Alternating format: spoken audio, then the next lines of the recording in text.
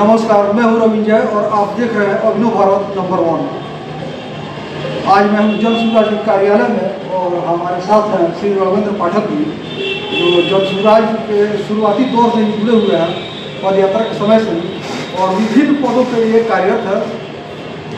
और सबका परिचय दीजिए, हमारे चैनल का स्वागत। आपके चैनल का भी बहुत बहुत स्वागत है। मैं राघवेंद्र पाठक, प्रथम महासचिव जिला जन सुराज पश्चिम चंपारण। वर्तमान में मैं केंद्रीय कोर कमेटी का सदस्य और पूर्वी चंपारण का प्रभारी हूँ। और मैं देख रहा हूँ कि जन सुराज को लेकर काफ़ी गवाही है अपने क्षेत्र में, और इसमें विपक्षी द्वारा, खासकर महागठबंधन द्वारा ये इल्जाम लगाया जा रहा है कि आप लोग एनडीए यानी कि भाजपा जदयू समर्थित जो गठबंधन है तो उसके बी टीम है। इस पर क्या कुछ है? हम लोग अपने धुन में लगे हुए लोग हैं। कौन क्या कहता है इसके तरफ हम लोग ध्यान नहीं दे रहे। हम लोग बिहार में बेहतर व्यवस्था, बिहार में रोजगार की बात, बिहार में सुंदर शिक्षा, स्वास्थ्य, इन तमाम चीज़ों को लेकर के बिहार की जनता के बीच आए हैं। इसलिए तमाम लोगों को बेचैनी है। 2 अक्टूबर 1924 को बनी पार्टी आज बिहार के घर घर में पहुंच गई है। लोग चर्चा कर रहे हैं। इसलिए जब लग रहा है जो लोग हैं महागठबंधन के, उनको ऐसा एहसास हो रहा है कि अगर जन सुराज जिस तरह से मुस्तैदी के साथ बिहार के लोगों की आवाज़ उठा रहा है, रोजगार की बात कर रहा है, तो अब जात पात से ऊपर उठ करके, धर्म से ऊपर उठ करके बिहार में बदलाव के लिए बिहार के लोग बात करने लगे हैं। और निश्चित रूप से 2025 में जो होने वाला आम चुनाव है बिहार का विधानसभा, उसमें यह परिणाम साबित करेगा कि बी टीम हम हैं या बी टीम वो लोग हैं जो कभी नीतीश के साथ खड़े होते हैं, कभी भाजपा के साथ खड़े होते हैं। लेकिन सबसे बड़ी बात है कि बिहार में लॉ एंड ऑर्डर इतना गिर चुका है और अपराध का ग्राफ इतना बढ़ गया है अचानक से, तो 2 महीने में देख रहा हूँ। और इस पर से भी जब भी भाजपा वाले इल्जाम दे रहे हैं कि आरजेडी गठबंधन का ही जो देन है कि आज अपराध बढ़ा हुआ है, लेकिन ये लोग बोल रहे हैं आरजेडी वाले कि नहीं, ये सारा जो है जदयू और भाजपा का डबल इंजन के सरकार में हो रहा है, तो पूरी जवाबदेही डबल इंजन पे जा रहा है। सरकार एनडीए की है बिहार में, तो जवाबदेही तो नीतीश जी और उनकी सरकार को लेना पड़ेगा। लॉ ऑर्डर की व्यवस्था बिगड़ रही है तो उसको लागू करने का काम राज्य सरकारों का है। ये सही बात है कि राजद के कार्यकाल में जो जंगल राज स्थापित हुआ था, उसके बहुत सारे तथ्य आज बिहार सरकार और जदयू के साथ खड़े हैं और बिहार सरकार का नियंत्रण नहीं है प्रशासन पे। ये रोज कहीं न कहीं किडनैपिंग, हत्या और डकैती जैसे वारदात हो रहे हैं। तो जातिवाद जो है वो यहाँ पर पकड़दार बना चुका है और नई जो पीढ़ी है वो भी कहीं ना कहीं उसमें उलझ जा रही है। इस पर कुछ कहिए आप। बिहार में जातिवाद की बात वही लोग कर रहे हैं जिनको अपनी जाति से बहुत उम्मीद है। असल में बिहार में हम लोगों को जो नज़र आ रहा है उसमें कहीं जाति की समस्या नहीं है।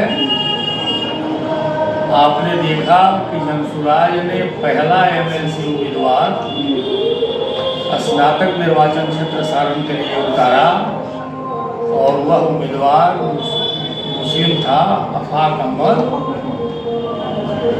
ऐसा तो नहीं था कि उसमें केवल मुसलमान ही वोटर थे, सबसे कम अगर लोग वोटर थे वो मुस्लिम थे।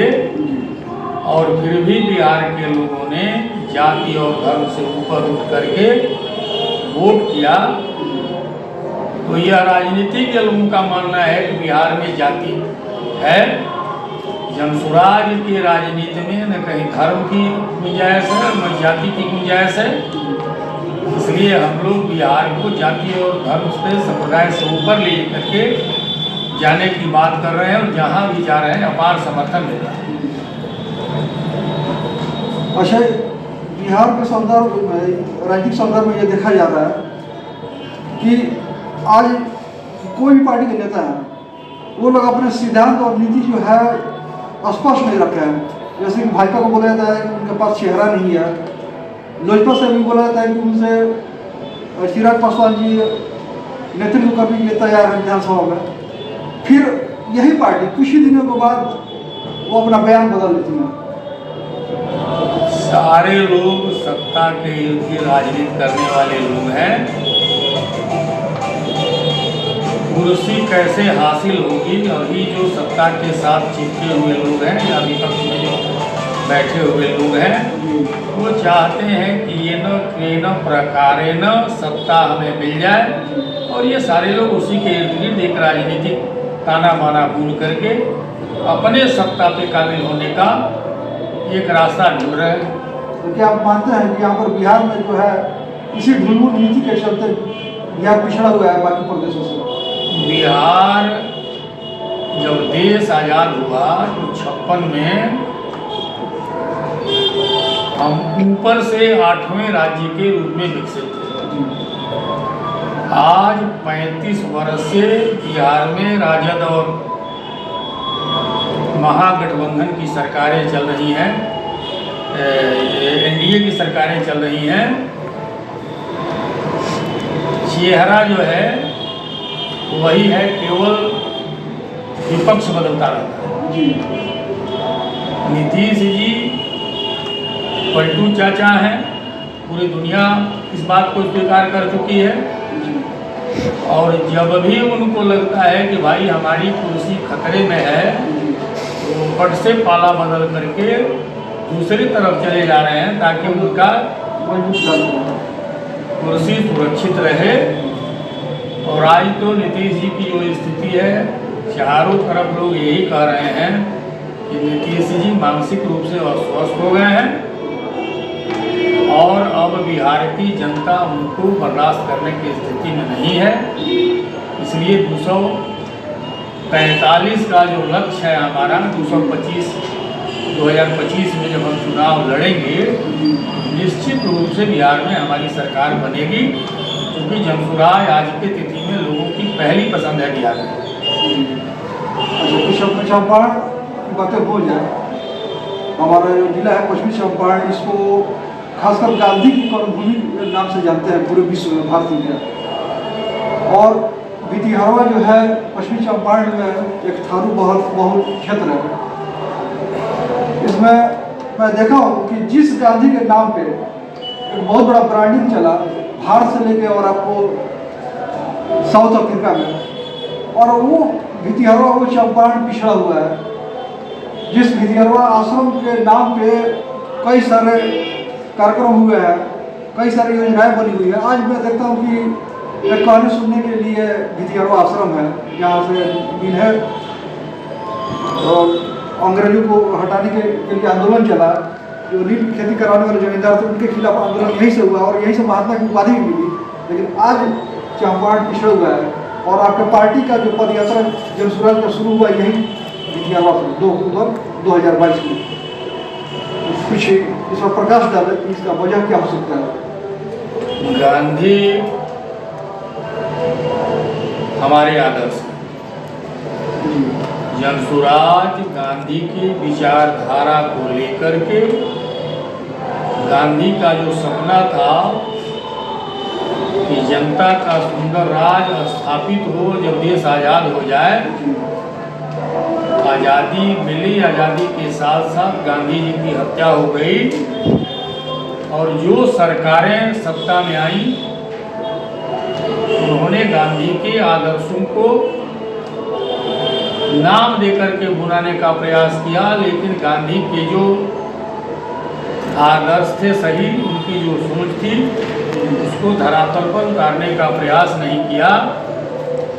आज भितिहरवा जहाँ पद पद वहाँ के कण कण में बापू के पद चिन्ह हैं। वहाँ बापू ने नीलों के विरुद्ध एक आवाज़ शुरू करी थी कि नील की खेती जो अंग्रेजों द्वारा तिनकठिया लागू था उसको समाप्त कर एक नई व्यवस्था बनाने के लिए, लेकिन वो सारा सपना ज्यों का त्यों वैसे ही पड़ा रह गया। आज भी भितिहरवा का धरोहर या चंपारण का बहुत सारा ऐसा क्षेत्र जहाँ पिछड़े हुए लोग, अति पिछड़े हुए लोग, आदिवासी, ये तमाम लोग पड़े हुए हैं। और आज़ादी के पहले उनकी जो स्थिति है उसमें कोई सुधार नहीं हुआ है। हमने जब 2 अक्टूबर 2022 से भितिहरवा का पदयात्रा भितिहरवा से शुरू किया तो हमने चंपारण के गमाऊ गांव में पदयात्रा की और यह जानने का प्रयास किया कि आज़ादी के बाद 70-75 सालों में चंपारण कहाँ है, कितना विकास हुआ चंपारण का। लेकिन हम लोगों ने देखा कि चारों तरफ सरकारी तंत्र का युद्ध का शिकार हुआ चंपारण। चंपारण के लोग आज भी वहीं खड़े हैं जहां आज़ादी के पूर्व थे। न सरकारों ने शिक्षा की व्यवस्था करी, न कहीं स्वास्थ्य की व्यवस्था हुई। इसलिए हम जो ये लेके चल रहे हैं कि जनसुराज जब आएगा तो 5 काम हो जाएगा। पहला काम, हम शिक्षा की बेहतर व्यवस्था करेंगे। बिहार से जो रोजगार के नाम पर पलायन हो रहा है उस पलायन को रोक करके यहीं नौजवानों को 10 से 15 हज़ार रुपये पर मंथ का रोजगार कायम करने की व्यवस्था करेंगे। जो बच्चे हमारे बाहर पढ़ने के लिए जा रहे हैं उनको हम चाहेंगे कि बिहार में एक बेहतर शिक्षण संस्थान बने ताकि जो बिहार का पैसा कोटा और अन्य प्रदेशों में जा रहा है वो रुके। महिलाओं को 4% लोन दे करके उनको स्वावलंबी बनाने की बात। उसी तरह से जो 60 वर्ष से ऊपर के बुजुर्ग लोग हैं उनको 2-2 हज़ार रुपया प्रति मंथ ये बुढ़ापा भत्ता देने का, वृद्धा पेंशन जो है देने की बात हम लोगों ने सोच रखी है। तो बहुत बड़ी बात है। तो इसका मतलब कि आप लोग कहीं ना कहीं केंद्र की जो सरकार है उनकी जो नीतियाँ हैं जो जनता के लिए वो अपना दिखावा कर रहे हैं, दिखा रहे हैं, तो वो बिहार की जनता के लिए अनुकूल नहीं है। तभी आप लोग अपनी तरफ से इन सब बातों पर डाल रहे हैं। केंद्र की राजनीति जो है सत्ता परक है। अभी जो केंद्र में बैठी हुई सरकारें हैं उनको किसी तरह से इस देश का सत्ता चाहिए।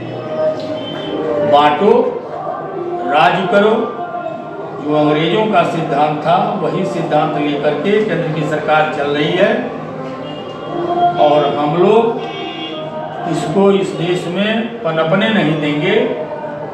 लेकिन लोग तो बोल रहे हैं कि मोदी बहुत बढ़िया है, उनके कार्यक्रम में इतने सारे लोग शिरकत करता भी। अमित शाह जी का दौरा था गोपालगंज में तो वहाँ भी बहुत सारा लोग का भीड़ था। वो सारी कहीं असुरक्षित तो नहीं महसूस कर रहे हैं। वो सारी सरकार प्रायोजित रैलियां हैं, चाहे वो मोदी जी की रैली हो रही हो या शाह जी की रैली हो रही हो या नीतीश जी की रैली हो रही हो। उन तमाम रैलियों में जिलाधिकारी से लेकर के प्रखंड स्तर के पदाधिकारियों को एक टारगेट दिया जाता है कि उस रैली में आपके यहाँ से इतने लोग आने चाहिए और वो तमाम लोग संगठन के साथ मिलजुल करके उस रैली में लोगों को पहुँचाने का काम करते हैं। जनसुराज की जब रैलियाँ होती हैं तो वहाँ जनता स्वयं जा करके हमारे विचारों को जानना चाहती है, सुनना चाहती है।